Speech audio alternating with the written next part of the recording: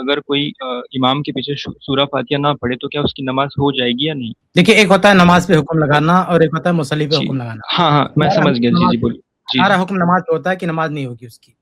ہاں اچھا اب نہیں اگر ہوگی. اب کسی نے یہ غلطی اجتہاد کی بنا پر کی تو اجتہادی غلطی پر اللہ نے ایک اجر کا وعدہ کیا, اس مصلی کو اللہ اجر دے دے, اس کا اور اللہ کا معاملہ ہے. لیکن نماز پہ ہمارا حکم یہ ہوگا کہ نماز صحیح نہ ہوگی.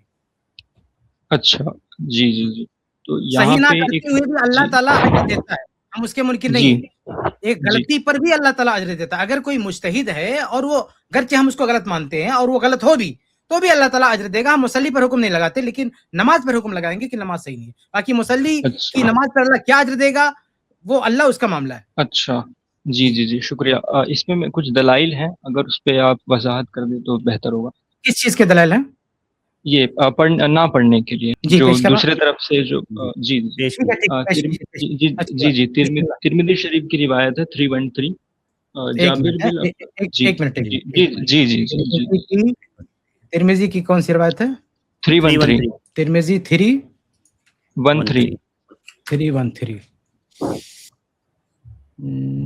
ترمذی 3 کیا اس میں بتائیے. جی اس میں جابر بن عبداللہ سے روایت ہے کہ جس نے کوئی نماز پڑھی اور اس میں سورہ فاتحہ کو نہیں پڑھا تو اس کی نماز نہیں ہوگی. الفاظ ہے آپ کے سامنے. جی پڑھی ذرا, عربی پڑھ کے پھر ترجمہ کیجیے. جی عربی پڑھ کے پھر ترجمہ کیجیے. عربی الفاظ ہیں آپ کے سامنے. عبارت پڑھیے, ذرا عبارت پڑھ کر کے ترجمہ کر دیجیے.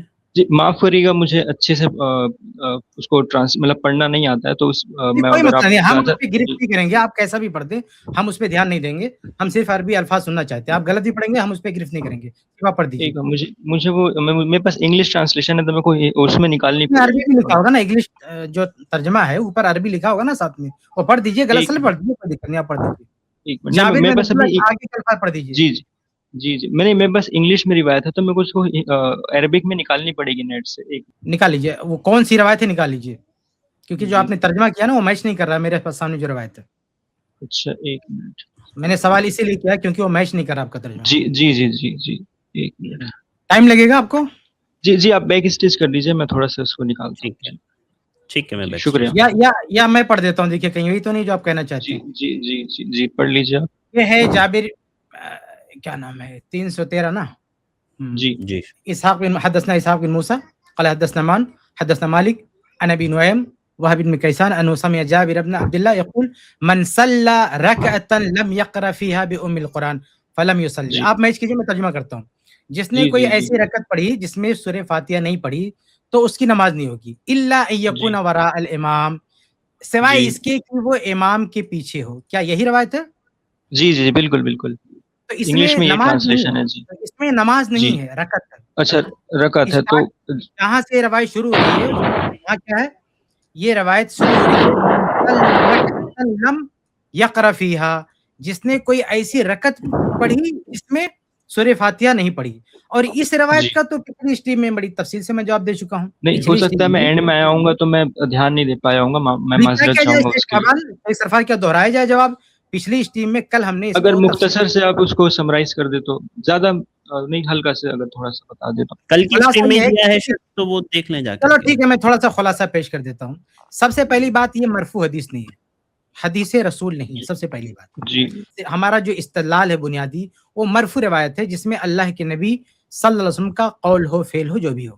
لیکن یہ جابر بن عبداللہ رضی اللہ تعالیٰ کا اپنا موقف ہے, تو ظاہر سی بات ہے کہ یہ احادیث کے مقابل میں پیش ہی نہیں کیا جا سکتا. سب سے پہلی بات یہ پہلی بات. اچھا ٹھیک ہے, تو پھر یہ ٹاپک کو اب یہیں ختم کر دیجیے, پھر میں دوسرا ویڈیو سن لیجیے. دوسرا یہ ہے کہ یہ جو کچھ بھی ہے, پہلی بات تو یہ مرفوع نہیں ہے. دوسرا یہ کہ یہ موقوف ہے صحابی کا اپنا, اور صحابہ میں اختلاف ہے. تیسری بات یہ ہے کہ جابر بن عبداللہ رضی اللہ تعالی عنہ کہ ان الفاظ سے صراحتاً یہ ثابت نہیں ہوتا ہے کہ امام کے پیچھے مقتدی کو سورہ فاتحہ مطلقاً نہ پڑھنے کی گنجائش دے رہا ہوں, بلکہ انہوں نے رکعتاً کہا ہے. اس کا مطلب یہ ہے کہ کوئی ایک رکعت قابل قبول نہیں ہوگی جب تک سورہ فاتحہ نہ پڑھے. ہاں ایسا ہو سکتا ہے کہ امام کے پیچھے کوئی ہو اور سورہ فاتحہ نہ پڑھے اور اس کی رکعت بھی ہو جائے. اس روایت کا مطلب ہے کہ ایسی شکل امام کے پیچھے ہو سکتی ہے کہ ایک رکعت کوئی پڑھے اور بغیر سورہ فاتحہ کے ہو جائے. یہ کہاں فٹ ہو سکتا ہے؟ مدرک رکوع میں. मुदरिकी रुकू यानी कोई फर्स्ट टाइम आके ज्वाइन करता है इमाम को पहली रकत में और आके रुकू में ज्वाइन करता है, उसका सूरह फातिहा छूट गया तो उसकी रकत हो जाएगी। ये अहले हदीस में भी बहुत सारे इसके कायल हैं, मैं तो उसका कायल नहीं हूँ, लेकिन खुद अहलुल हदीस में भी एक बड़ी तादाद इसकी कायल है। यानी जो इमाम के पीछे सूरह फातिहा पढ़ने को फर्ज करार देते हैं अहलुल हदीस, वो भी मानते हैं कि एक रकत में, यानी एक्सेप्शन को, इस इस्तिस्ना को वो भी मानते हैं।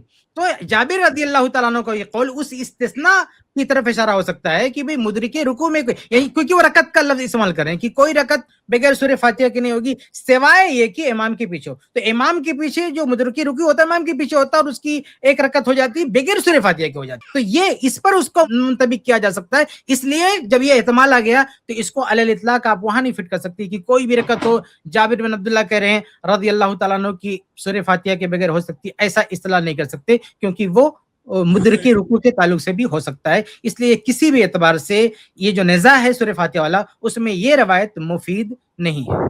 अस्सलामु अलैकुम व रहमतुल्लाहि व बरकातुहू। क्या आपको पता है i+ टीवी के जो मुख्तलिफ प्रोग्राम्स आप तक पहुंचते हैं, दीनी programmes, Islamic programmes, research programmes, इल्मी प्रोग्राम्स, ये सारे प्रोग्राम्स को आप तक पहुंचाने में कई अखराजात होते हैं। उलमा जो अपना वक्त देते हैं और बहुत सारे ऐसे कॉस्ट जो बिहाइंड द सीन डिपार्टमेंट्स होते हैं जो उलमा के इल्म को आप तक पहुंचाने में जरिया बनते हैं, जैसे technical staff, editors, animators, social media staff, support staff, technology का भी कॉस्ट होता है, premises cost, travelling cost, equipment. एक प्रोफेशनल स्टूडियो को मैनेज करने में, एक टीम को मैनेज करने में बहुत सारे कॉस्ट होते हैं। मैं आपको भी उभारता हूं कि आप भी इस काम में जरूर सपोर्ट करें, i+ टीवी में अपना ताउन जरूर पेश करें। जज़ाकल्लाहु खैर, वस्सलाम अलैकुम।